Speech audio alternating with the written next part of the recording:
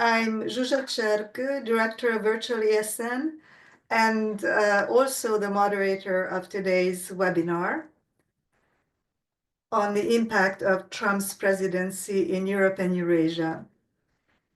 When we launched Virtual ESN in summer 2020, the world was dealing with a global pandemic, the largest global pandemic in several generations. Here we are 5 years later, and the world is dealing with another event that profoundly impacts states and societies around the globe. We titled the webinar Tectonic Shifts for a reason, because the policy-making shifts that the Trump administration has introduced since they started in the government in mid-January have major impact on the rest of the world. And our focus here is on that impact, especially on the ASN's traditional regions, Europe and Eurasia. And I am really delighted to introduce our panelists who are together a powerhouse of experts. Erin Jenne from Central European University, Jeffrey Kopstein from the University of California, Irvine, Florian Bieber from the University of Graz. Also, I'm going to say that he is the president of ESN. I'm not giving more on other panelists because our practice is to post short biographies in the chat. And Oxana Shevel from Tufts University. And so, according to our usual script, I am going to ask our panelists to make short presentations, and then after the fourth panelist is done presenting, we will have a question and answer period for which we are inviting your questions in the Q&A. So please feel free to start posting questions as soon as you have questions. And I am going to be looking at those questions, and we will do our best to answer your questions. At the end, it might be necessary to cluster some questions, but please feel free to post questions along the way throughout the presentations. And so I am going to start by inviting Professor Erin Jenne from CEU to start presenting. Thank you, Zsuzsa. I am very happy to be invited to speak on this panel on a topic that is close to my heart, partly because it's had a clear impact on my life and the lives of those around me. I want to start today by talking about this tectonic shift that Zsuzsa referred to, and it's part of the title for this webinar.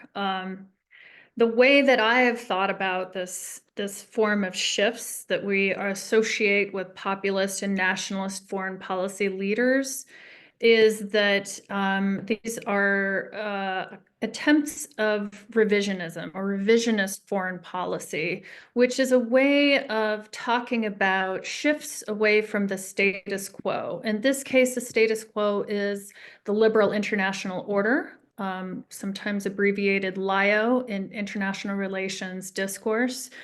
And it refers to global governance, it refers to patterns of cooperation, it refers to free trade, it refers to multilateral interventions, responsibility to protect, and so on. And revisionist foreign policies, in this case, is basically a shift away from the liberal international order. So going back to Trump, I think that the outlines of his new revisionist foreign policy agenda began to take shape in his first term, beginning in 2017.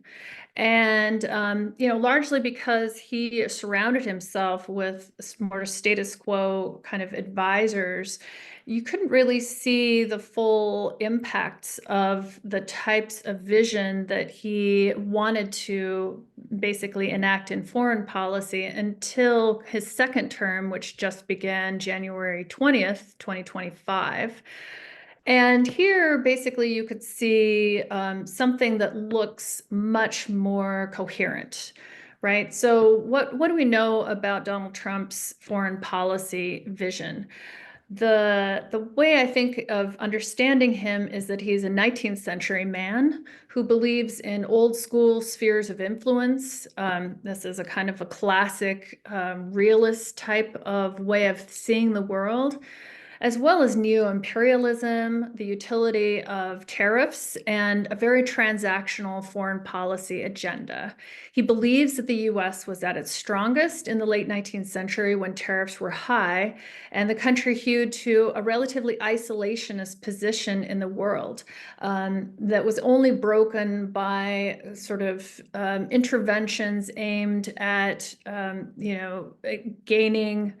gaining sort of utility for the US. And so the way I understand what he's doing is that this is a kind of a sovereigntist position, which is associated with foreign policy revisionism. So what do I mean by sovereigntism?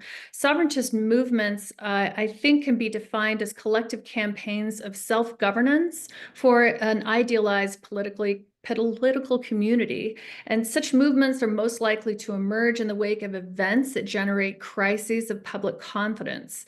These events serve as critical junctures or tectonic shifts, at which point popular demands mount for a new kind of political leadership to address perceived gaps in the in-group's exercise of sovereignty. Paris Aslandis writes that populist frames come to the fore during perceived crisis because they offer radical solutions to real systemic problems. In these periods of social upheaval, Rose McDermott says that pathological leaders emerge to respond to a growing group of, quote, wounded followers who seek the biased view of the world they present. So I think that this is a pretty good summary of the MAGA movement that we see that's taken shape over the last 10 years, or even, let's say, 15 years, if you kind of root it, as I do, in the Tea Party movement that emerged in 2010. So what does this mean in practice? So what we can see Trump doing, a Trump administration doing, is reviewing each and every US foreign policy in light of whether it elevates the core people nation of America. Trump's America is a country that sees its fortunes as delinked from the fortunes of the rest of the world, one that feels no burden of leadership or belief in the responsibility of the United States toward its allies and clients around the world. Trump's view is a zero-sum relative gain-seeking world rather than a positive-sum world in which cooperation is understood to bring mutual gains for all. Any gain for the US, in Trump's view, is a loss for other countries and vice versa. So another important element, and I think this is going to overlap with some of what Jeffrey Kopstein is going to talk about, but I don't want to presuppose what he's going to say, I just guess, is that his ideology also aligns with that of a kind of palingenetic rebirth that some have associated with fascism, but you don't have to go that far to talk about this kind of rebirth, this kind of understanding of what the US needs to go through.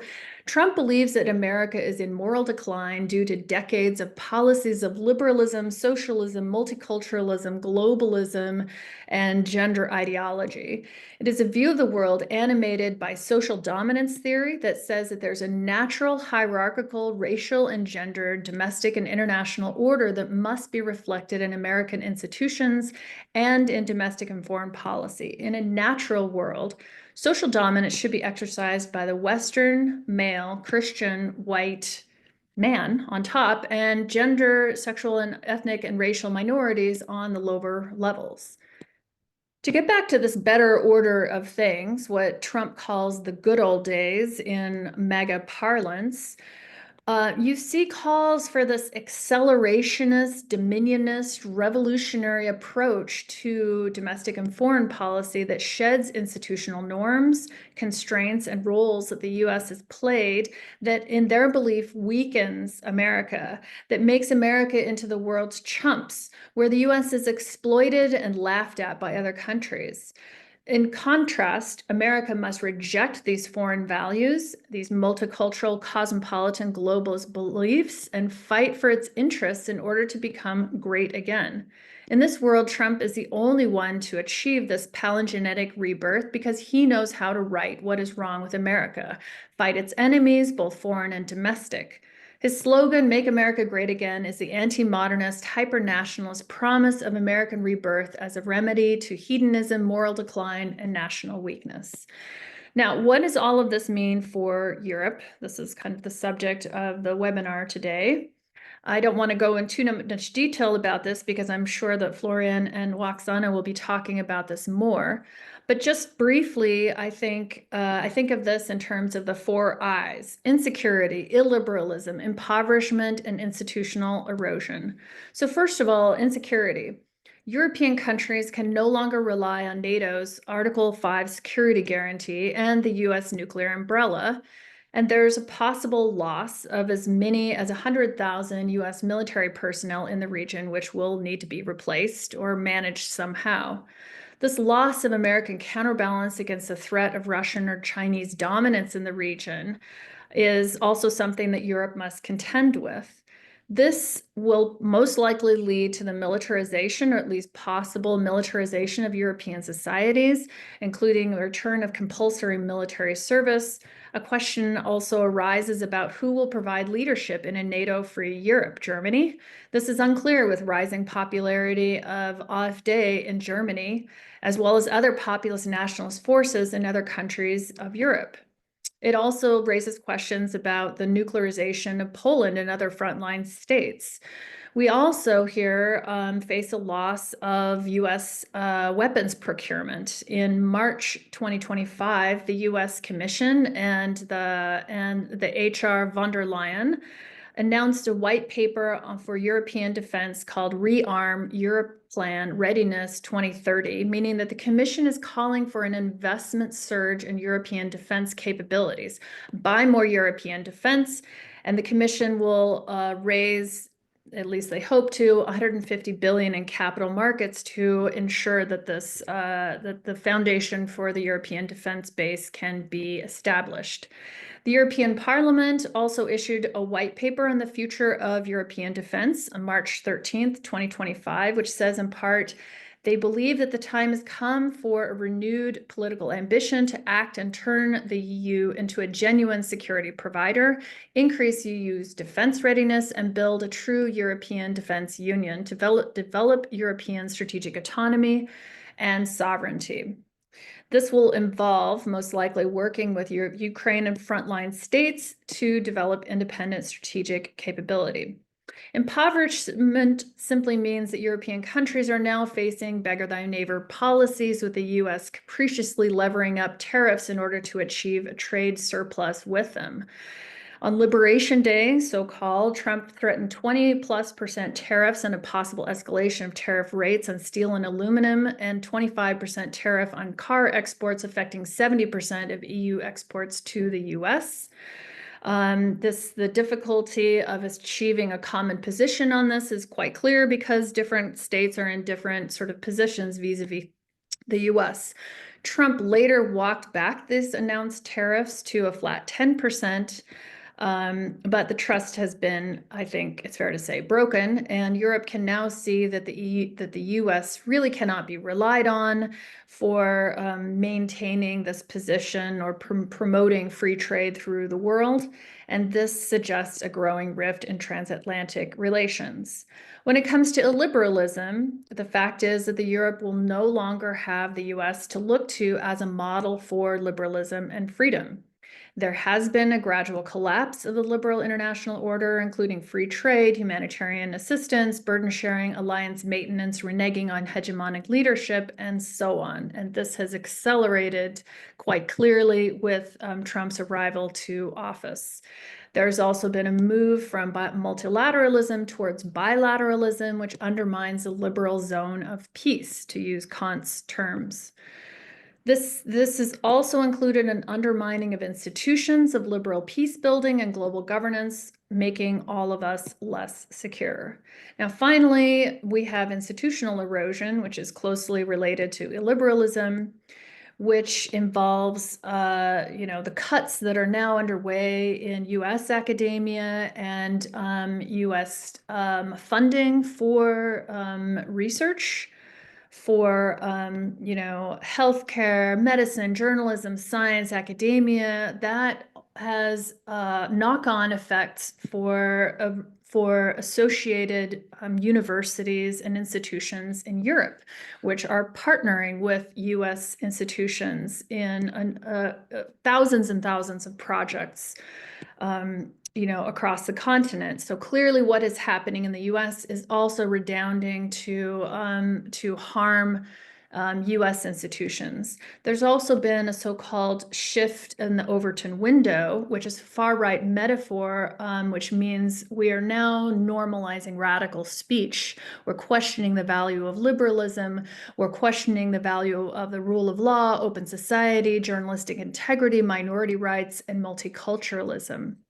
And finally, we can kind of kiss goodbye to conditionality, at least insofar as the US promotes this, because the European societies are no longer incentivized by US aid, either sticks or carrots, to liberalize their own societies. So for inspiration, for promoting liberal societies, they must look to themselves or elsewhere. And I will conclude my comments now. Thank you, Erin. That was a perfect beginning for this conversation, and it was really comprehensive. We will move to Jeff Kopstein. Thank you, Jeff, for Thank you very the much. presentation. Thank you very much for inviting me. It's really an honor and a pleasure to be here.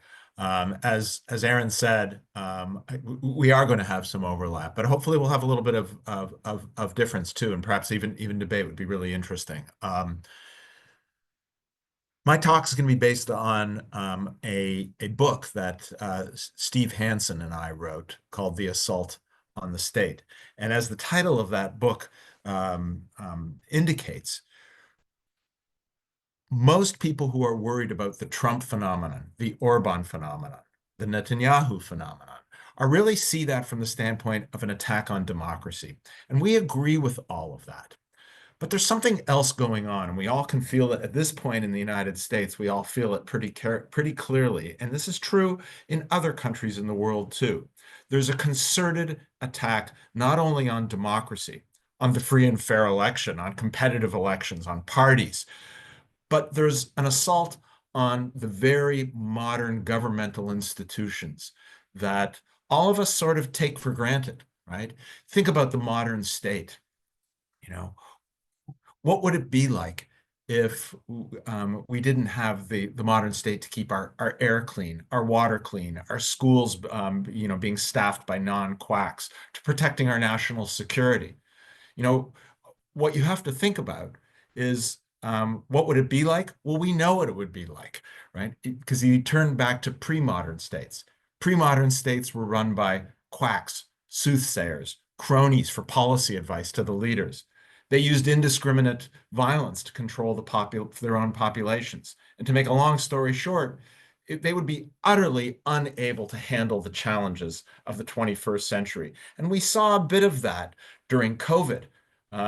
We see a bit of it with climate change, food safety, other issues. What would our world be like without those modern states? And so what we're seeing now is a very strange phenomenon where leaders throughout the world are attacking their own administrations. Sometimes they call it the administrative state. Sometimes they call it the deep state, where it's shadowy and conspiratorial. But in the popular mind, those two things are kind of smooshed together.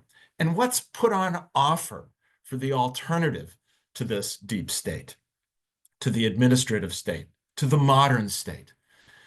In a strange way, what we're seeing throughout the world now is a return to a much older form of order, one that most of us had thought had been relegated to the dustbin of history. And that is the return to personalistic authority, what Max Weber called patrimonialism.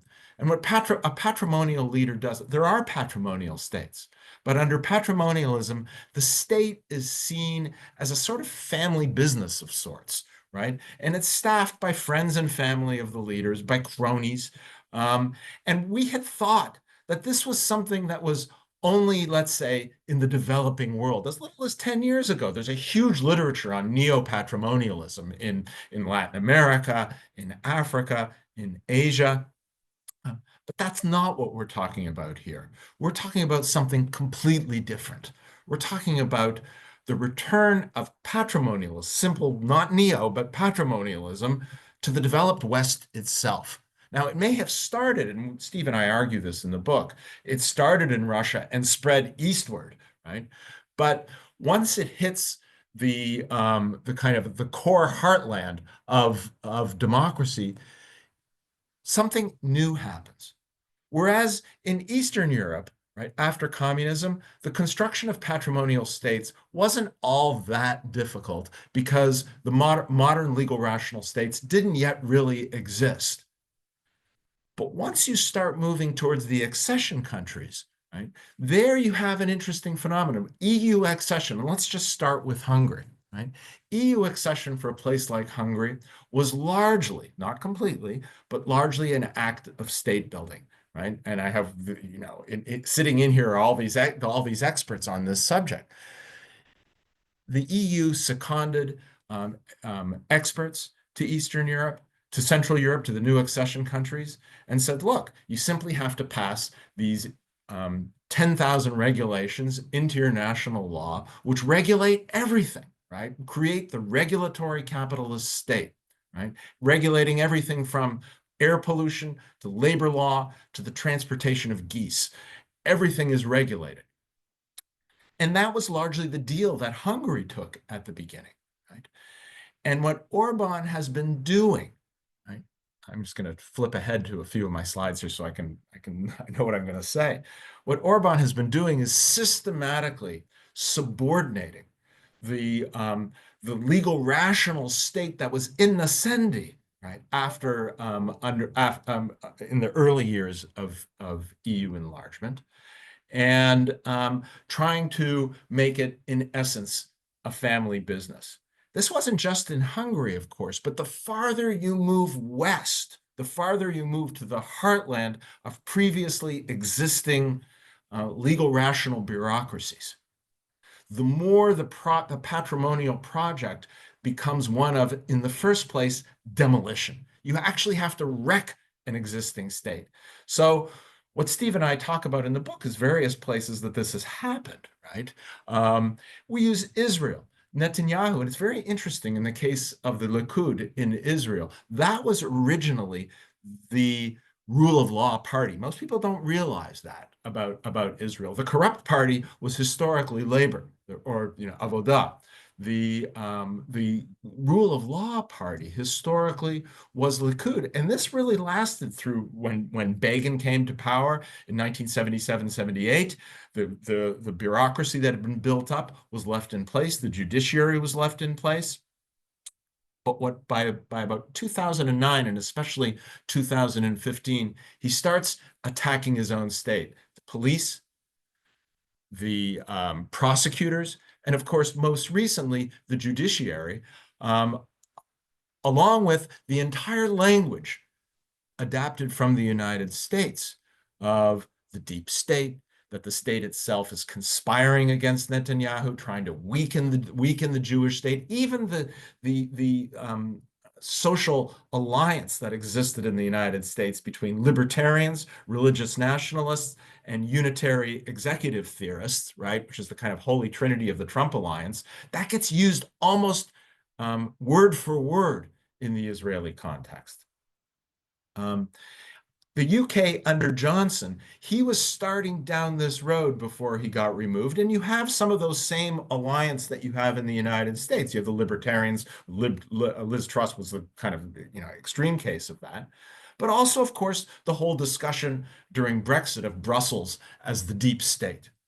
And then, of course, the United States, right? And when Steve and I wrote this book, Project 2025, we didn't even know about it yet, whether we had submitted it to the press. It didn't yet exist. But there had been at the end of the first Trump administration the idea of Schedule F, that is removing the civil service protections of senior civil servants. And as we know, that comes back with a vengeance once Trump is reelected. And Project 2025 is put into place, and Elon Musk is put there in order to kind of demolish the existing bureaucracy. But what we think is that demolishing is very difficult to do. And over time, it's only the first stage. Because in a developed bureaucratic, legal, rational state, in order to create a true patrimonial regime, right, in addition to all the ideology that Erin talked about so eloquently, you have to restaff it with loyalists. And the prediction is that the second stage in the United States, if this is allowed to continue, right, is a restaffing of it. The state is not going to be streamlined or reduced in size. It's going to be repurposed for the creation of a new patrimonial regime. Now, how do we diagnose this problem? We think there are basically three things you should look at. First is the promotion of the leader's extended household, families, cronies, and sycophants to state positions. We see that in all of these cases. Concerted attacks, number two, the concerted attacks on state officials and the judiciary as unelected bureaucrats in league with shadowy forces. In every single one of these nascent patrimonial cases, you see that.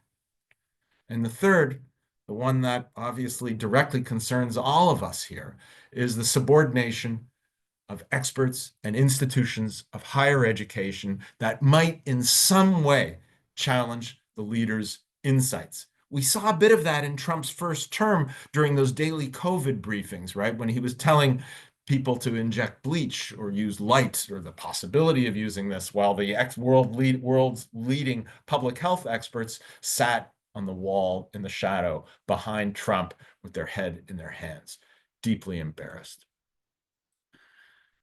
Last but not least, what does this all mean for world order? And I think Erin, I can't outdo Erin on this at all. But I wanted to stress one thing about patrimonialism. And the imagery that I think that they want, the imagery that I want to leave you with, is Don Corleone and the Five Families. Right? The world that Trump would like, the world that Putin would like, is not simply the world that of the 19th century. It is the world of the mafia. So as patrimonialism becomes more consolidated, the rational legal borders, the demarcations between countries, start to get eroded. Borders are no longer seen as legal, they're seen as historical.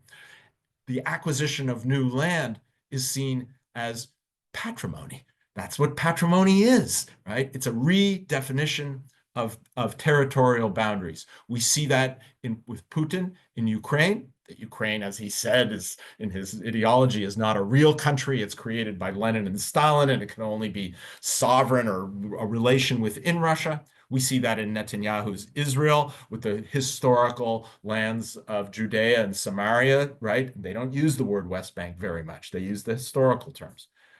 And we see that, of course, in Trump's claims, which I think are to be taken very seriously, in Greenland, Panama, Gaza, and of course, my native Canada, right? And those are all to be taken seriously. And once you start redefining authority in patrimonial terms, it is only a matter of time before you start seeing territory as patrimony. And that, I fear, is the world we're headed towards.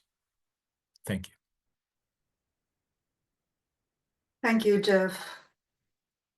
And so after Erin Jenne told us about revisionism, Jeff Kopstein told us about the particular type of revisionism that the Trump administration is modeling, although the model may have come from Putin, but the patrimonialist type of revisionism that repurposes the state into something that looks like back to the time before the regulatory state.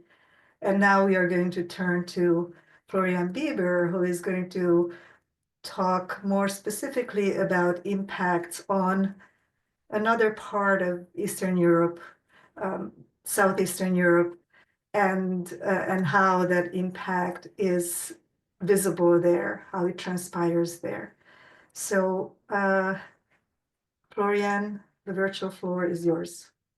Thanks a lot, Zsuzsa. And I think I'm very glad I will speak more about the consequences than about the foreign policy, because both Erin and Jeff have so eloquently described already its key features.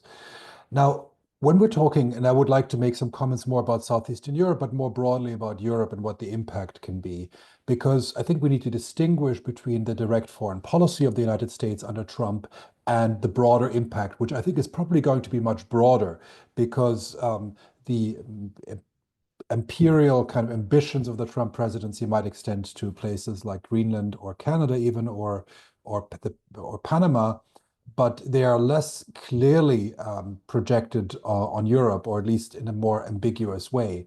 So I would like to make three observations. The first one is about the impact on autocrats or illiberal politics in Europe and in Southeastern Europe in particular. The second one is about the peace order in Southeastern Europe. And finally, about the kind of responses and the overall trajectory we can expect.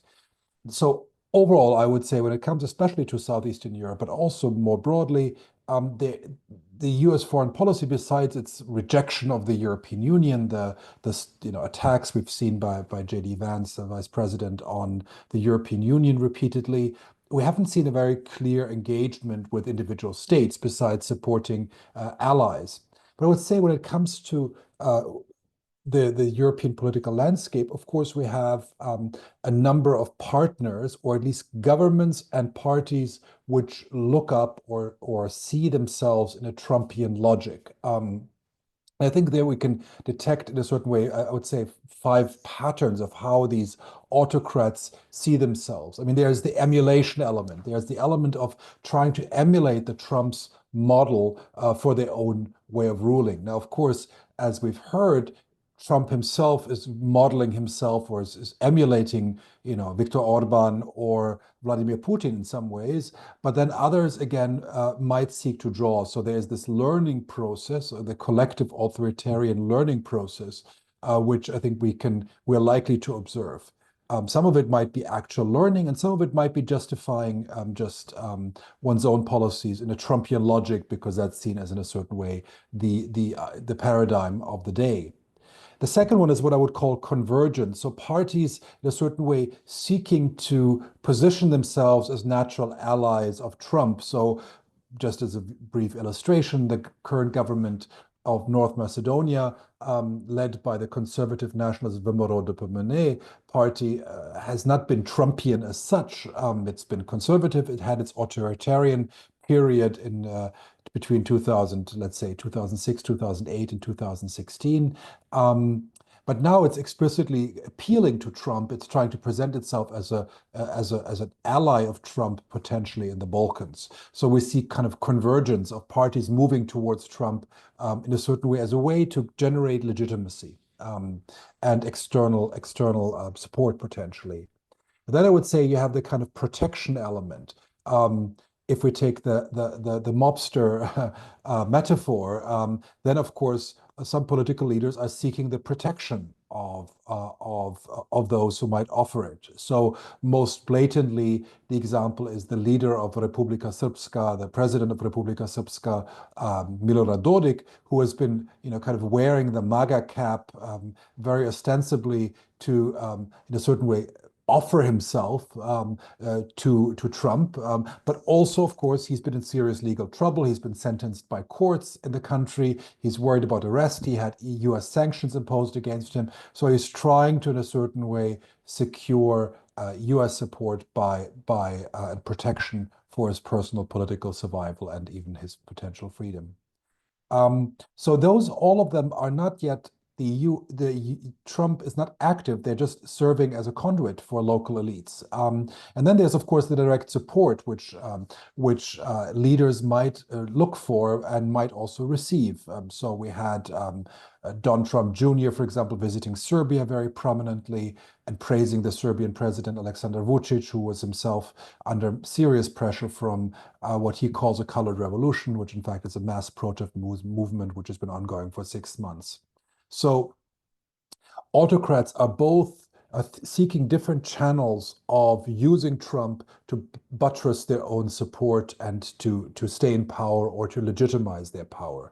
So we have to look beyond the active involvement of the US. In some cases, in fact, the US under Trump might be very passive in all of that, but it's serving as, in a certain way, a way to guide autocrats who are already in place. So they're not newly invented autocrats. But of course, we might see down the road, of course, also an effect of new autocrats justifying illiberal autocratic policies based on the Trumpian logic. So that might be something we can see. And then, of course, the last impact on the questions of autocracy is the defunding of civil society. I think we cannot underestimate the impact of the United States withdrawing funding from, USAID and other donors, which have been very significant in supporting rule of law, democracy projects in the region, not just of Southeastern Europe, but well beyond that. A lot of, for example, the main election monitoring organization in Serbia lost its funding. Others have been losing their funding, and of course, not just losing their funding, but losing their legitimacy. So in Serbia, one of the USA recipients was searched by the financial police with the justification that USAID is a criminal organization, and the president and the government referring to Trump as evidence, and as a result justifying their own use of the financial police as a way to repress critical NGOs. So I think that dynamic we're going to see a lot more. Now, the second challenge, I think, is the peace order, which is the previous points apply to much more broadly than Southeastern Europe. I would say the peace order specifically for Southeastern Europe, because we have seen since the wars of the 1990s a number of arrangements which have been guaranteed by the United States and the European Union. The peace in Bosnia, which is celebrating its 30th anniversary, and the end of the war between Serbia and Kosovo have been the two pillars of US and EU peace arrangements in the region, and they are under threat because of the Trumpian foreign policy. And again, here, not just the foreign policy itself, but the more indirect consequences. So first of all, is the kind of ethno-nationalist logic of borders.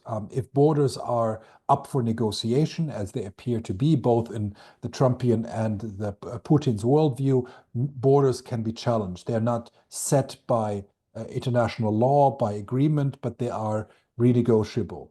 And of course, we had in the first Trump administration an attempt to redraw the borders between Serbia and Kosovo through a process which was supported by both the EU, some EU member states and the US at the time, but was blocked by key EU member states back then, namely Germany. But again, a revisiting of that logic is certainly something one could expect, even without inherent encouragement by the United States. The second point is, of course, the erosion of the security guarantees, which Erin already alluded to. So we lack the backup of the US for the security arrangements in the region. Whether or not the European Union is able and willing to fill those shoes is not yet clear. It's made some commitments and sent some signals, but again, we haven't seen a real challenge yet to that commitment. That's where it's untested in many ways. And then, of course, the more imperial and also disregard of international law has, again, a detrimental effect to the peace order in the region, where this kind of what was described as revisionism might also and has certainly willing audience. So I would say in the region, if Southeastern Europe, we have this double challenge of illiberal and authoritarian parties and governments which are encouraged, and then the threat to the peace order is the second aspect, which is of course closely interlinked with. And then I would conclude on more a couple of questions. So first of all, my first question, which I think we have to answer is Europe's response to the Trumpian challenge inherently going to be a liberal response? Or is also the response potentially illiberal?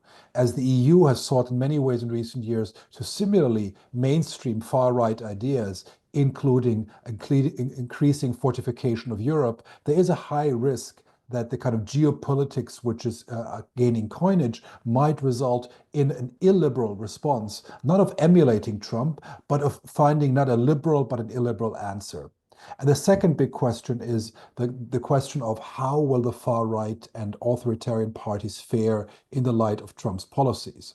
I think some are hoping for a Brexit effect. Brexit was chilling for many others seeking to leave the European Union as it was seen as such a disaster. So the question is, will the Trump presidency be seen as a domestic and foreign policy disaster and thus actually have a chilling effect for similar political parties in Europe, and including in Southeastern Europe? Or will that effect still remain strong and parties and political candidates will see themselves encouraged, even though Trump's numbers support seems to be rather fragile? So these are, I think, very important questions to assess what the kind of medium-term effect is. But I think to conclude, I would argue that the main effect, at least in places like Southeastern Europe, is not direct American intervention, direct American support, but rather the model it serves and the kind of precedents it sets in the erosion of a rule-based international system and the linkages with domestic democracy. And I think that's where the main threats might lie. Thank you. Thank you very much, Florian. I think we will go to Oxana Shevel, and I think the way you also introduced the question of how this type of revisionism affects borders is the most visible right now in Ukraine. At the same time, Ukraine also presents an interesting example because it's not run by an autocrat. So it's going to be interesting to see how Europe will be able to help protect a kind of Ukraine that can continue to be democratic in the framework that you guys have described, from Erin Jenne's revisionism to the attack on the modern state that Jeff has also described, and the questions that you have asked that really have a lot of relevance for Ukraine. So I'm going to invite Oxana Shevel to share her thoughts that she had prepared, but also maybe to address some of these questions as well. Thank you very much, Zsuzsa. Thank you all for coming. Thank you for the invitation. So yes, I'll share some thoughts about Trump and Ukraine, sort of the implications. And then, maybe in the Q&A, we can pick some of these threads and have a discussion about them, because some of the things I'll be saying indeed will be echoing what others have already said. So the tectonic shifts clearly are very clear in Ukraine, because the two presidencies, Biden and Trump's, as far as their policy towards Ukraine, could not have been more different. And it's interesting to note, sort of to begin with, that when actually elections were taking place, quite a few people in Ukraine were, now we can say unreasonably so, but at the time, maybe not so unreasonably optimistic, somewhat optimistic about what Trump presidency might bring to Ukraine. And the reasoning there has been that Biden administration has been too cautious, essentially slow walking aid to Ukraine, kind of doing all this escalation management, fearful of Ukrainian victory, in fact, not giving enough support early enough and so forth. And then Trump, with his kind of tough guy persona, some people have hoped, and including some experts, that Trump will be tough on Russia, that he would want to have a deal, yes, but he will pressure Putin, and maybe Ukraine would actually end up being better off, or at least not worse off, certainly, than it was under Biden, because this kind of drawn-out conflict was also wearing on society. There has been, kind of no end in sight. And again, this kind of expectation that Trump presidency might actually be a positive to Ukraine. I mean, needless to say, I think we can now say pretty clearly, evident that these expectations or hopes did not pan out. In fact, Trump presidency probably ended up being worse to Ukraine than even the most pessimistic people at the time have expected or have cautioned against, because I would say probably few expected just how pro-Russian this administration would be. And then if we look at what actually Trump has done, and this is actually echoes some of the things that Jeff was pointing out, I think the mentality of Trump and Putin, this kind of strongman mentality, spheres of influence, this like smaller countries, other peoples don't matter. We can decide sort of this geopolitical chessboard, spheres of influence, the whole thing. I think that, and again, kind of drawn to this personality that disregarding the rule of law, this patrimonialism in various manifestations of it. So there has been, in some sense, kind of meeting of the minds and of personalities, perhaps, of these two presidents. And Ukraine ended up being on the receiving end of pretty harsh policies, from withholding of US aid and intelligence for a period of time to really putting pressure, equating with the aggressor and the victim. And all the pressure has been primarily on Ukraine and Ukrainian leader Zelensky, and not really on Putin. So the repeating various talking points from Russian propaganda. Again, we have the situation where it's not professional diplomats, but real estate dealers, right, who are conducting these peace negotiations. And we have seen anything, the most egregious Russian propaganda points being repeated by the US side, from the so-called referendums that were held under the gunpoint in Russia-occupied territories, to these very primitive takes on the language and identity in Ukraine, that Russian speakers, want to be with Russia, or some versions of this, which, of course, anybody who studies the country would tell you is completely not true. Blaming Zelensky for starting the war, references to Putin as a good guy, that he can be trusted, when, of course, the reality is such that Russia has broken every deal and treaty that it has signed with Ukraine. It has been lying about not intending to attack Ukraine up until the day it was attacked. So all of this, has been very troubling. And again, this Ukraine put Ukraine in a very, very difficult situation. Another sort of important, I think, point to note, that it's not to say that there was complete unawareness that this might, that this sort of deal making might be taking place, as how foreign policy will be made under Trump. And I think Zelensky's proposal to have this minerals deal, in fact, ultimately now Trump is really pushing for this very disadvantageous deal for Ukraine, but the idea originally came from Zelensky. And I think on the Ukrainian side, there was an expectation, a sort of hope, that given Trump's transactional nature, that if some sort of economic benefit is offered to America, this leadership, Trump's leadership might be willing to deal, right? So they may not care about Ukrainian identity and, the geopolitical security and borders and all of these things and any kind of normative thing. But if there is some kind of hard economic deal, that may be attractive. And I think what we saw instead, this term that Jeff used, the world of mafia, I think that's exactly what began to transpire very quickly, because the deal that US has been pushing on Ukraine on this minerals is nothing like resembling kind of a fair trade, or at least the US proposal was not that. And it's really extortionist. It wants Ukraine to assume all this debt that was not given as a debt for military aid, inflated number of aid, no security guarantees and all of this. So now there is this back and forth negotiation. So the deal is not yet finalized. But again, it's important, I think, to note that even appealing to this perceived transactional nature of this administration, turns out that it's not just, transaction in some sort of fair, even if tough bargaining economic sense, but it is really this kind of like mafia extortionist type dealing. And that has been, of course, very troubling. And it was interesting to see is how Ukraine is now pushed against it and what may come out of it. So if Ukraine actually manages to negotiate something that would be not nearly as disadvantageous as originally was proposed, maybe there is some ray of hope in there, that even though, yes, there is this strategy, there is this approach that is very kind of mafia-like, disregarding interests of the other party still has agency and can push against that.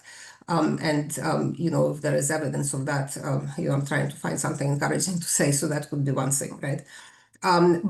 So if we think about the implications for the current moment and specifically for peace prospects in Ukraine, a few things I would want to mention here. So first of all, again, this point how the world doesn't really work the way that I think Trump and Putin think.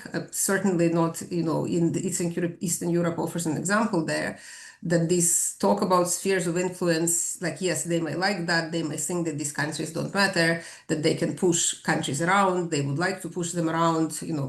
Putin wants to push not just Ukraine, but former Soviet, post-communist countries more generally. Trump, of course, doesn't think, of NATO member West European states is particularly important and having much of agency of their own.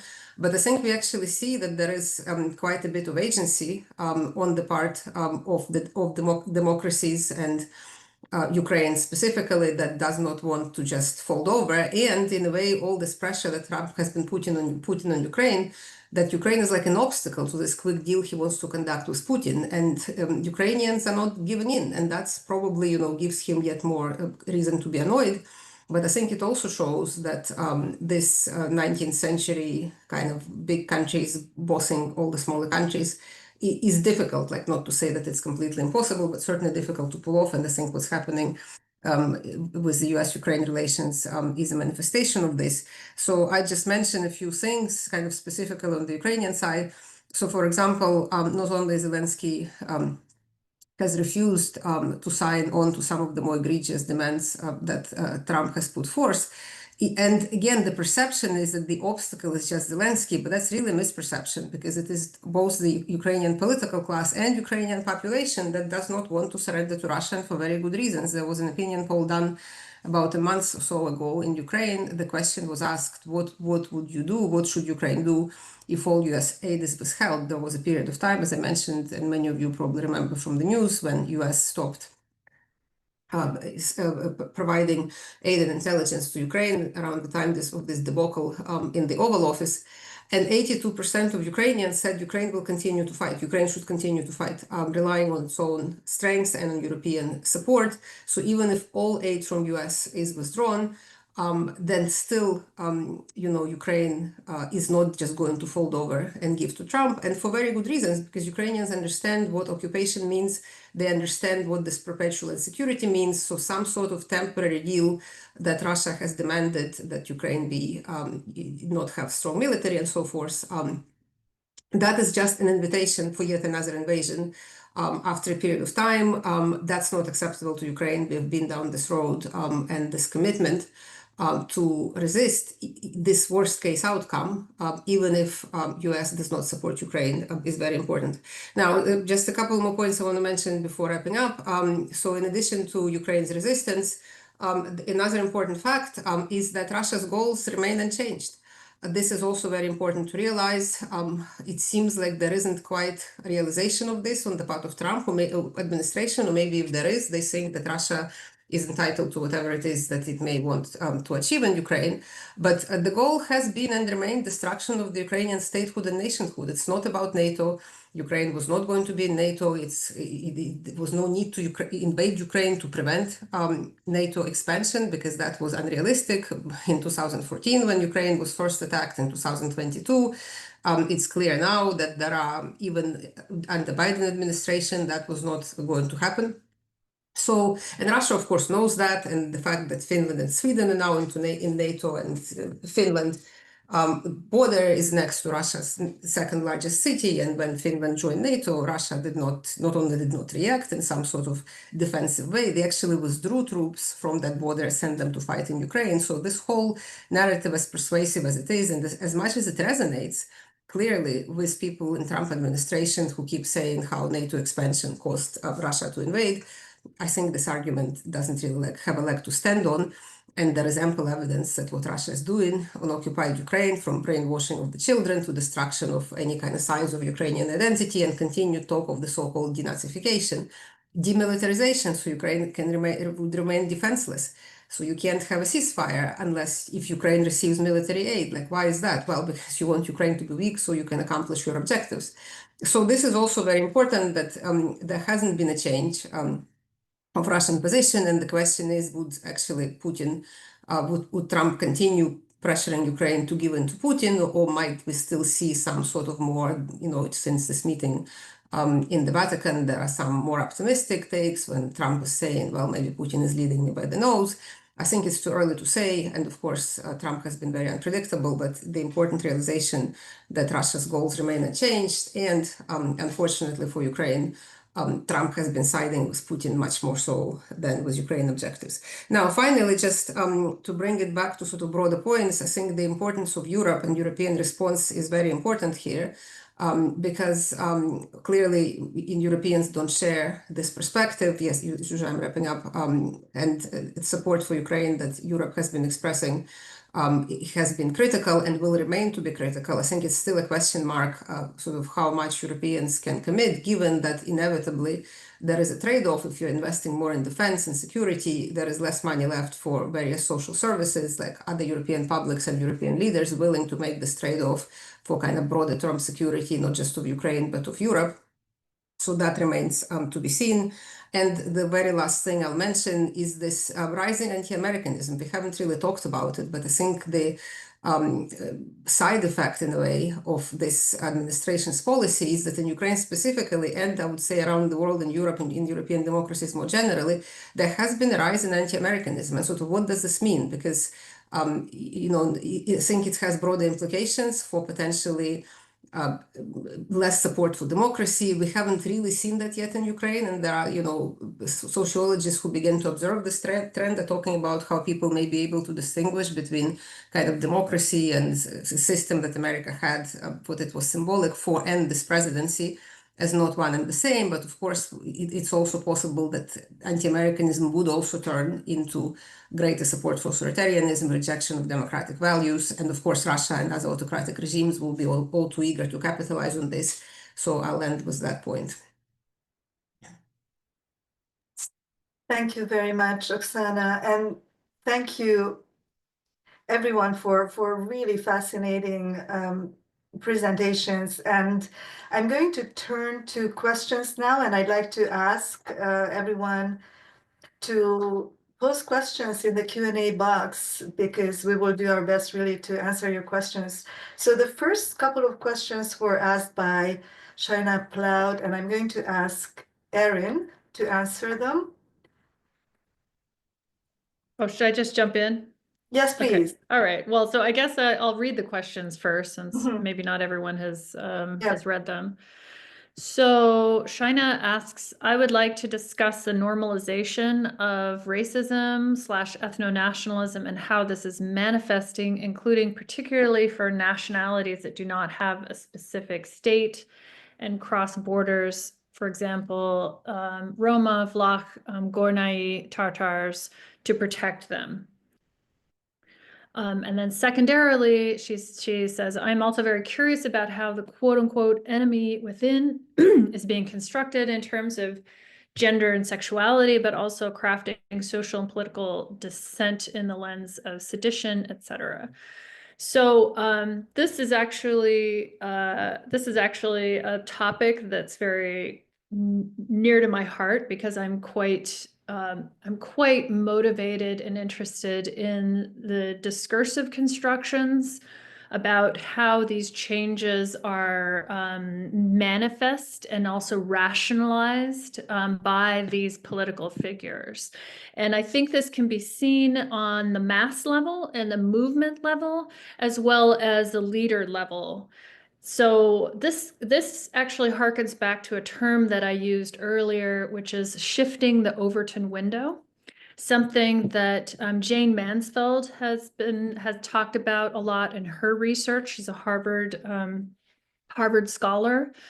So this is really the question Shaina is asking, is about the normalization. So shifting the Overton window basically means you're shifting the range of the discourse that is considered to be socially acceptable in society, from, let's say, you know, this level, we only tolerate this amount of racism here, to, okay, maybe we tolerate, maybe we open it up a little bit because, you know, PC-ness has gone too far, political correctness has gone too far, the Me Too movement has gone too far, right? So we're course correcting, right? Because it's just insane and madness and all this other stuff on the left has just gone crazy. So this is a big ideological project, of course. If you can achieve this, then basically what you're doing is taking this PC or Me Too movement, or what they consider gender ideology, and shifting it out of the range of the politically acceptable discourse, while shifting other formerly considered very racist or super sexist language, shifting that into the socially acceptable kind of discourse. So so that, I think, is what we're seeing. That's what all this kind of talk is accomplishing. I think this is what, Trump is very good at, right? Because he became the first Twitter president.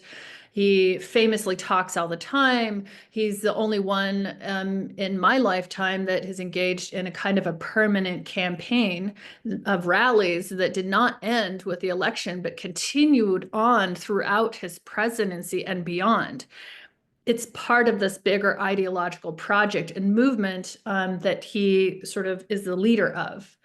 Now, on the question about enemy within, first of all, I would highly recommend that you check out Harris Milanis and Scott Gates' Oxford University Press edited volume called Enemies Within, because it's about this. It's about the theory of this, about the logic of this, about how enemies within is constructed, kind of using fifth columnist and Trojan horse types of tropes. I talk about it in my own work in terms of ethnopopulism, where basically I talk about how ethno-nationalism is combined with populism. So what it effectively is doing, what ethnopopulist discourse does, is it combines the demagoguing or othering of national outgroups with the demagoguing of elites. So the logic here is that enemies from above, the elites, either domestic or foreign, are thought to be or argued to be conspiring with, colluding with enemies from beyond, basically the national outgroups, so those that are outside of the national kind of like majority. That could be ethnic minorities, it could be immigrants, it could be actual kind of foreigners, or it could be hostile foreign states. And what this does is it makes super threats. It takes subaltern groups that couldn't possibly, like migrants or refugees, takes these groups that can't possibly be seen as threatening and makes them into super threats, because they are part of this globalist conspiracy to undermine the sovereignty of the nation, right? And even to denationalize the people nation. And here I wanted to give you an example of this. This just happened because this, Easter just happened, and Donald Trump just posted in Truth Social a very lengthy, as you know, his posts are very lengthy. He says, and I quote, "Happy Easter to all, including the radical left lunatics who are fighting and scheming so hard to bring murderers, drug lords, dangerous prisoners, the mentally insane, and well-known MS-13 gang members and wife beaters back into our country." Right? So the lunatics, the left-wing lunatics, that's us, right? And that's, let's say, people who are part of the administrative state, right? Just federal employees, or let's say the Democrats. They are scheming to bring these outgroups, these invaders, these foreigners into the country. Why? To undermine the nation people. And I want to end with the reminder of Charlottesville. If you guys remember this, very, very important incident of violence that featured anti-Semitic chants, right? So this was in 2017, August 2017. It was the Unite the Right rally. These guys actually talked in 4chan chat groups to about the importance of optics, about shifting the Overton window, bringing their brand of politics to the political mainstream. What was their chant? It was, Jews will not replace us, right? Jews are the enemies from above, and they are scheming with these outgroups to place these outgroups into the national in-group and denationalize them and destroy the nation. So this is what I would, that's how I would answer how enemies within are constructed. Sorry if that was a bit long. It was great, Erin, thank you. And I'm going to ask Jeff to answer the question on how these patrimonial revisions that you were talking about, focusing on patrimonialism, started to attack the structure of the European Union. Question from Aiden Settles, and also want to mention that Jeff is sitting in Berlin right now, and he actually has spent quite a bit of time in Europe and also has written opinion pieces in German, in German dailies. So he is keeping his eye on what's going on in the European Union. I think it's an important, this question, the way the question was posed is very important because the EU for Trump, right, and Vance, and pretty much everybody else, around them right now, represents everything they don't like. Right? It is a highly regulated, rule of law organization in which, ironically, because the borders are recognized, because the borders are seen in legal terms, they become less and less important, right? Because they're not threatened. No, they're not threatened. And the global order, as it has existed until a month ago, right, was really a product of two things, I would say. One is this kind of big operating system. The US was the operating system of the global order. You might like it, like Windows. You might not like it, like Windows. But those aircraft carriers and the dollar and the liberal ideas provided the framework, right? Even if the United States didn't always adhere to its own admonitions and rules, it provided the framework in which something like the European Union was looked on by the United States in benign terms, not an enemy. Right? The EU is now seen as the enemy, not only by the United States, but of course also by Russia. Right? Because there again, you have an anti-rule of law, an anti-legal border regime. So that's the kind of short way that I would answer it. But there is, of course, a response. There's a very interesting set of discussions going on now all over the world, but they're not yet at the policy level. They're not yet at the they're not discussed very broadly. But in academic circles, I'd be shocked if some of my colleagues here hadn't already heard this, right? So you have discussion now among German academics about nuclear weapons. Right? Perhaps if the United States is not willing to basically provide the NATO order within Europe, maybe some of these medium-sized countries will need nuclear weapons, right? Germany, you actually have discussions among German professors about nuclear weapons. Poland, if I were in Poland, I would be seriously talking about nuclear weapons. Or Canada. Right? If I were in Canada, today's an election in Canada. I should throw that out there. Right? I know you know this, Zsuzsa. Today's an election in Canada. Donald Trump just released, came up on my computer just now. Right? Good luck to the great people of Canada. Elect the man who has the strength and wisdom to cut your taxes in half, increase your military power for free, blah, blah, blah. If Canada becomes the cherished 51st state, this can happen. The cherished 51st state of the United States of America. No more artificially drawn lines from many years ago. That's the point. That is Putin's speech that he gave on the night before the invasion of Ukraine, the outright invasion in 2022, not the secret invasion in 2014.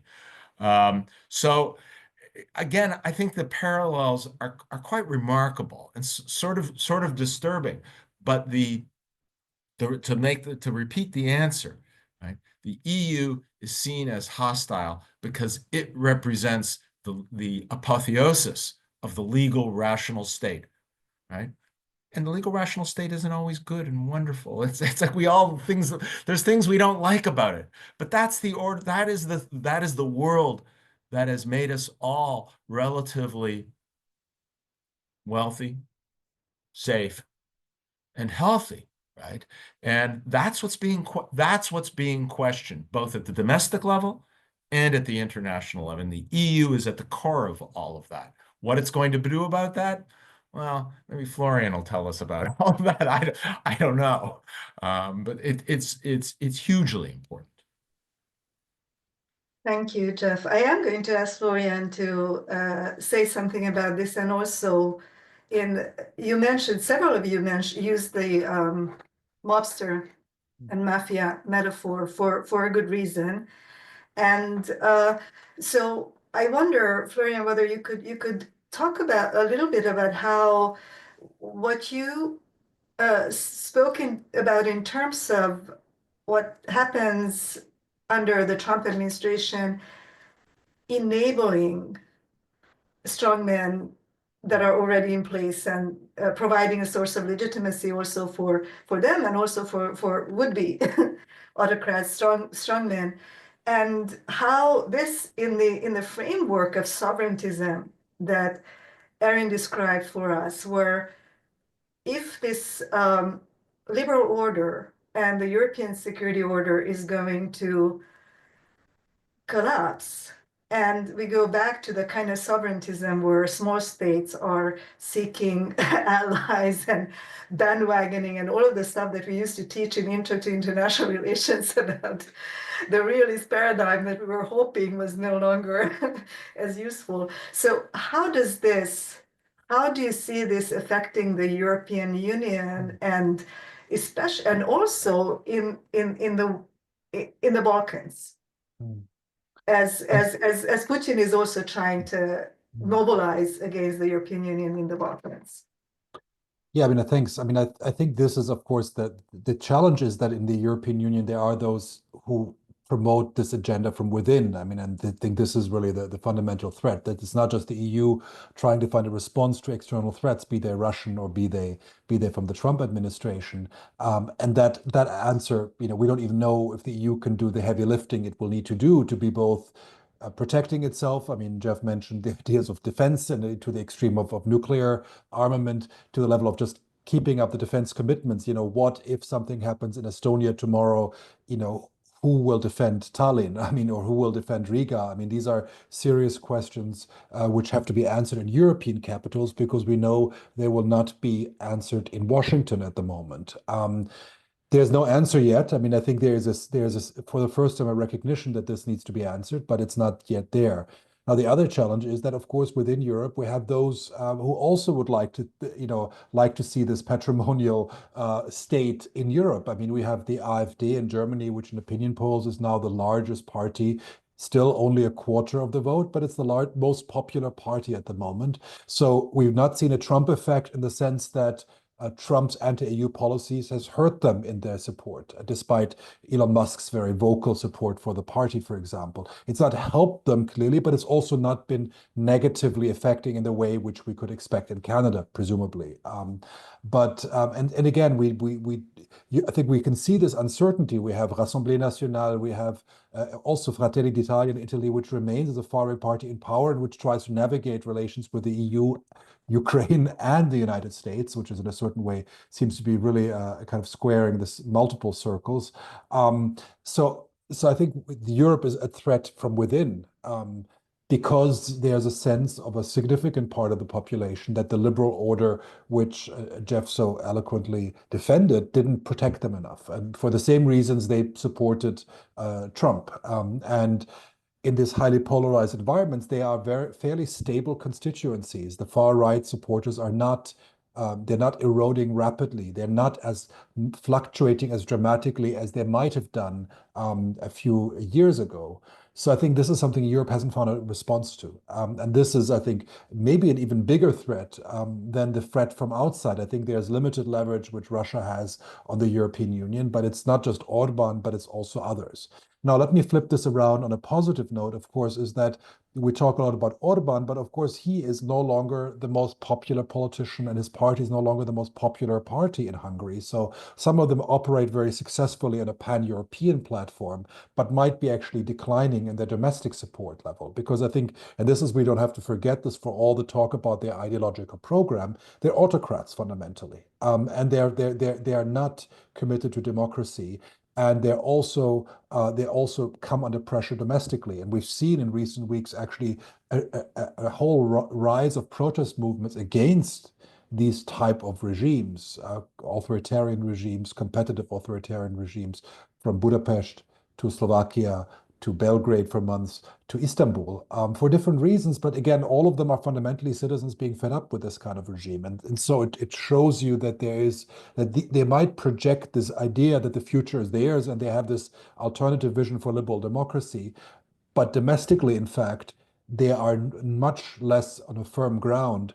And the opposition domestically pushes them more towards just outright authoritarianism, which might make them more dangerous, but also might make them actually less appealing in a competitive democratic environment. So in that sense, I think that we have a kind of contrasting tendencies in Europe which push the continent in different directions. Thank you, Florian. And before I turn back to some of the other questions in the Q&A, I'd like to ask Oxana to follow up a little bit. I was just thinking as Florian was talking that there was so much resilience in Ukraine, right? Starting with the Orange Revolution and all those demonstrations that actually showed democratic resistance, resilience to the kind of mafia state model that that the Russian center would have liked to continue in Kiev. But then, of course, this brutal attack came, and it's been lasting for a long time. So, based on what you see from research that can go on today in Ukraine, where do you see sources of resilience? Of course, there's a lot of uncertainty about the end of the war, but can you say something I don't know, on the positive side about what the Ukrainian example can show? Yes, thank you, Zsuzsa. I mean, I kind of maybe make 2 points here. So first of all, I think this very fact that people, like ordinary people, right, can decide to resist against what seems like very bad odds, right? Like when Ukraine was attacked in 2022, various pundits and, politicians were giving Ukraine like a week, the question not like if it fall, but like when, right? And then we have this, individual people making the choice to actually resist. And as you said, didn't start in 2022. It's, in Ukraine specifically, it goes back to, 1990 revolution, so-called revolution on the granite, of course, Orange Revolution, Maidan, and we can go deeper in history, the dissidents in the Soviet period. And of course, Eastern Europe also has many, many of these examples. And I think, if anything, that itself is a positive, right? Because it basically shows time and again that when various autocrats think they sort of like have it under control, right? Like they've got it, they have the strengths, they have, the security forces, and they have the media, and they have the judiciary and so forth. There are still people in society who would resist. And now, speaking, from the Ukrainian perspective, I think, from sort of the angle looking at Ukraine now, it's actually a much better situation than Ukraine. It's not the first time Russia is trying to annihilate Ukraine, but now there is actually not only Ukrainian state, there is robust Ukrainian army, there is society that's experienced in this sort of, civic activism, and there is Europe that is still standing with Ukraine, right? So I think this is sort of, meaning positive. Of course, we don't know what will happen, and obviously this sort of resistance is very costly. It's costly in like literal physical terms. Many people have been killed resisting, right? It's costly, it takes a toll on society. But I think the silver lining here is that when we see these sorts of movements, and we see them around the world against authoritarian rule, this is something that autocrats can neither control nor really understand. Again, we sort of have time and again, like, why does Putin say what happened in Ukraine is a coup, or some sort of Western meddling, or CIA ploy, or Victoria Nuland gave out too many cookies, or whatever story is there? Because they just simply cannot comprehend that society can have agency like this, that people who are not on the payroll, who are not like working for somebody, who haven't been paid by Soros, can actually make these choices en masse and resist the way that they do. And that's just something that autocrats seem to be unable to comprehend, because it sort of ruins their whole, like, big guys are in charge, rules of law doesn't matter, all of these things, right? So I think that is, you know, I would say a positive in this otherwise pretty grim situation. Thank you very much, Oksana. There's a question. Now, we have time for 4 more questions, and there are some broad questions in the Q&A. One of them comes from Olga Talal, who, and those who ask questions also say thank you for fascinating, thought-provoking presentations. So this question is about the coherence of Trump's foreign policy vision. How you square, how can we make sense, as the question, of Trump's claims that he, quote, runs the country and the world, unquote, while also forfeiting US global leadership? Erin Jenne, can you please answer this? Sure. I would be happy to. Of course, really answering this would require a kind of like very long sort of treatise, maybe an essay, but I'll just give a stab at a short version, a short answer to this. So I think again, it really helps to revisit Trump's conception of international politics and foreign policy. As I said in my comments, in my prepared remarks at the beginning of the seminar, Trump sees the world in a very traditional, old school 19th century way, right? Which is one of spheres of influence, which is transactional politics, which is a constant kind of jockeying for power between states, so constantly trying to, eke out relative gains out of each particular engagement. That means that you're not tying yourself down to allies, you're not committing yourself to mutual gains, you're not promising that you provide this kind of like public goods that a global hegemon would be expected to provide if you follow kind of the Eikenberry argument for what a hegemonic leader does.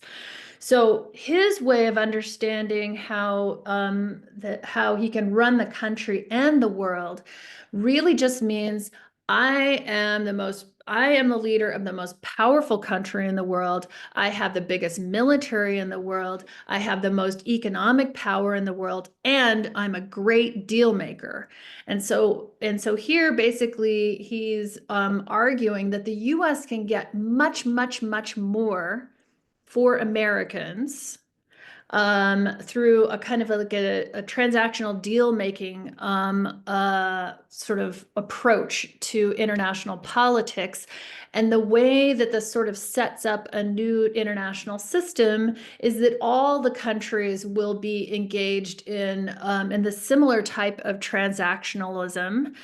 And the US will be basically doing deals with all of these individual countries in this bilateral kind of way, no longer multilateral, right? And so in this sense, he's running the world in the sense that he's the biggest, he has the biggest toys in the playground and he gets to set the rules. And I think that this is quite similar to kind of Jeffrey's way of thinking about it, patrimonial politics, a kind of mafioso, the most powerful family, mafia family of the 5 families. So that would be my answer to that question. Thank you, Erin. And Jeff, I'm going to ask you to address Yulia Pesic's question on legacies, which is also a theme that you have worked on quite a bit. Yeah, but it's such a big question, so I'm going to really restrict it to, so the way I think of one way of thinking about the legacies question is, so what are the legacies that got us into this mess, right? Yes, okay. So thank you for summarizing the question. So which is an important question. And yes. I want to split it into 2 things. One is the demand side and the supply side, right? So the demand for these kinds of patrimonial leaders that we're seeing now social science has gotten a pretty good handle on this, right? Not perfect, but pretty good, right? And there's exceptions, right? So on the one hand, the kind of neoliberal global trading order has hollowed out the middle class thesis, right? That is like one of the big theses for why we have these kinds of leaders. Now, it doesn't work perfectly because actually, while it may work for the United States, it may have partially worked for Hungary and post-communism. Netanyahu's Israel, actually, the economy was doing quite well when he turned patrimonial, right? So it doesn't fully explain it. But the second explanation for the demand side is ethnic heterogeneity, right? Which comes from immigration, right? And that does work for Hungary and the United States, right? Or from the inclusion of previously excluded ethnic and gender minorities, right? And the reaction to that, right? So that's the demand side for these types of leaders. And the problem is, it can't really account for, well, why do we get this gigantic assault on the state that we're getting from these guys, right? And it is guys, it's highly gendered, right? They're not the only ones, right? There are female patrimonials, if you will, but it's interesting, they don't actually do as well. They don't actually stay as patrimonial over time. But it's really the supply side. What is on offer as the alternative? And that is something none of us, I think social science and, Hansen and I, we tried our first little stab at this, right? Why are we getting this response, namely this response? Why is it the kind of the Godfather and the five families sitting around the table? Why is it this return to this order that we thought had been really thrown to the dustbin of history? And that we really don't fully understand that yet. One is that it is appealing to have as Tucker Carlson, right? I hate to quote Tucker Carlson, but as Tucker Carlson said in the run up to the Trump election, right? He said, sometimes daddy has to come home and you've been bad, right? And there is the raising up of this imagery of the abusive father, right? Who will rule over us all, right? And the mafia leaders who will get together and divvy up the areas, sometimes fight with each other, sometimes there'll be wars with each other as the borders between the countries are fuzzy and the bad blood has to be gotten out. But that this would be the response was really something I think nobody anticipated, right? Maybe the AfD in Germany will have a kind of truly Weberian technocratic, bureaucratic resolution of this problem. I doubt it. I think if they ever got elected, they'd be exactly the same, right, as every one of these other parties that come to power. They end up attacking their own states. They're even using the expression deep state themselves. They can't resist, right? So that's my kind of short and long answer to that. I think, exceptionally important question. Thank you, Jeff.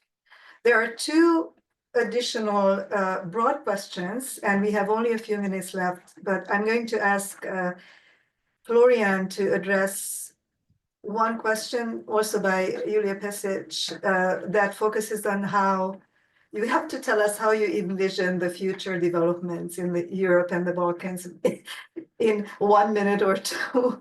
And then there's a question that I think is a great way to wrap up this conversation, which is a question on what role do you see for scholars and public intellectuals in navigating these transformations? And I'm going to ask Oxana to answer that after Florian's answering of the other big question. Yeah, I think it's a difficult one to answer. I would first, I kind of pick up on something which Jeff was saying. I think there is a fundamental crisis of liberal democracy and the international system. And I think we haven't found an answer to, we thought explanations of what triggered this crisis, but liberal democracy hasn't found an answer to re-legitimize itself. I think this is really the big question, is that, while we might critique the authoritarian leaders, they come to power through elections. Once they're in power, of course, they manipulate elections, they use all the tools available, but they do, at least in many cases, they are able to come to power through the promise of this disruption. Probably few accept the extent of it, but there are some there is this idea of disruption which is quite popular. So we have to ask ourselves, how is liberal democracy under-delivering? And I think it's too easy to just blame it on social media or on other phenomena to reduce it. There's a general crisis of liberal democracy, and until it finds an answer to that, then I think it will just end up being a process which we're seeing in Europe, and this comes back to my point, which I think was made earlier, the arising anti-Americanism, just finding another enemy, but then having an illiberal response to the illiberal challengers to the system is just, again, mainstreaming these ideas in a different package. And we're seeing this in Europe right now, is that the European Union is responding with greater illiberalism when it comes to migration, trying to kind of pick and choose from the illiberal kind of palette on offer to pick the ones which are the least outrageous. But many EU policies are not that different from Trump's migration policies. They're just, less outrageous, less repressive. But Europe has tolerated the death of thousands of citizens, of thousands of migrants at its southern borders over the last decades, and very few people are outraged about it. So I think we have to be, kind of critical about the causes and also the temptation of liberal Democrats. And this kind of also picks up on that question, kind of about is the response actually going to reinvigorate some civic nationalism, or is it, I would worry about, actually the response might reinvigorate in equally illiberal policies, and in fact even mainstream these ideas more, and they will, it's this Overton window which Erin is alluded to. Everybody accepts the premise, and they're just saying, do you want to deport people illegally in night and dagger kind of operations, or do you do it in a more organized way and send them to Rwanda? But you accept the fundamental premise, and this is, I think, the problem. Unless we break this logic, I think that those who are promoting these shifts have won the day.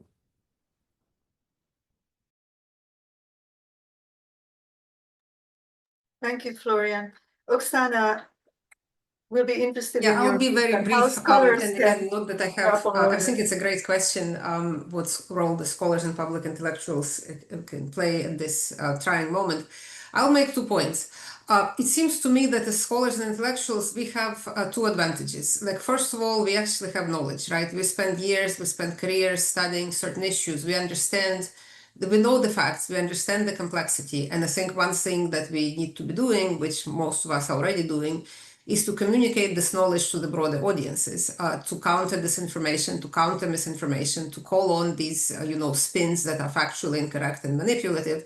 And maybe but doing this is actually not that easy, because many people cannot digest our academic presentations and articles with 100 footnotes and so forth. So I think learning how to talk to, your average Joe, to your neighbor, right? If I see a guy in his driveway, what can I tell him about Trump and Ukraine and Russia in 1 minute that we're going to exchange pleasantries? Obviously, so I think that's sort of one thing that we can do. Another thing, and this is also many of us, maybe not all, but many of us have the privilege that many other people don't have, of tenure track jobs, right, or tenure jobs, of citizenship in countries where, the government will protect us, or at least, in case of the US, is not quite ready to deport us. And I think we should leverage and use this privilege to speak and support those who are less privileged. So I think this goes to anything from supporting junior scholars to speaking out for people who have been victimized, both in this country and in the region that we study, and kind of not be afraid to do this. I think sometimes we think sort of scholarship and activism, these are 2 different things. But I think at a time like this, yes, there is a distinction, but it's not like, I think it's irresponsible, I personally think, for the scholars to just say, well, I'm just going to do my scholarship, I'm not going to get involved. Because at some point we will be next, right? This is we are not the first in line, maybe. But if we do nothing, so I think that's another thing that I would, encourage all of us in the audience and, your colleagues, speak up, use the privilege that you have that other colleagues may not have, talk to your university leadership, build networks of solidarity, call, administration and governments on the authoritarian things that they do, right? Support people who are less fortunate. So I would say those 2 things, is at least this is how I'm thinking about it myself. Thank you very much. And I'd like to remind everyone that this is really a terrific platform that the Association for the Study of Nationalities created 5 years ago. And I'm so happy to see that we can provide this kind of really terrific panel of experts. Thank you so much for presentations. It's extremely difficult to do that in such a short time that you have 12 minutes or so. And I thought it was really wonderful. And also the answers to questions. And I'd like to remind everyone that it's recorded, it's archived. You can find it on the Virtual ESN website. Just type in Google Virtual ESN. And also sign up for announcements for our webinars. We are not going to crowd your email boxes because we offer only a few each academic term. And I also want to remind everyone that there is the ESN annual convention going on in just a few weeks. It's at Columbia University, Harriman Institute, Columbia University, May 21st, right? It starts on the 21st, 3 days. And we are happy that we are able to do it in person this year. And let's see how it continues. I also, when Oksana was talking, she reminded me of Azar Nafis's book. I don't know if you read her Read Dangerously book, which reminds us that even those of us who are not privileged enough to be academics in tenured positions, and this, living in countries where citizenship is safe, can at least read dangerously, read literature, scholarship, and fiction and other literature that can help us to maintain our abilities to, think critically and think about those issues that are no longer maybe possible to be discussed safely in the public space. So wanted to put in a word for that. She's an Iranian-American author who lives in Washington, D.C. And a couple of years ago, I heard her talk at the George Washington University's keynote speaker, and she was terrific. So let me end with that. And thank you so much, everyone. See you hopefully at the next virtual ESN webinar sometime in the fall. Take care.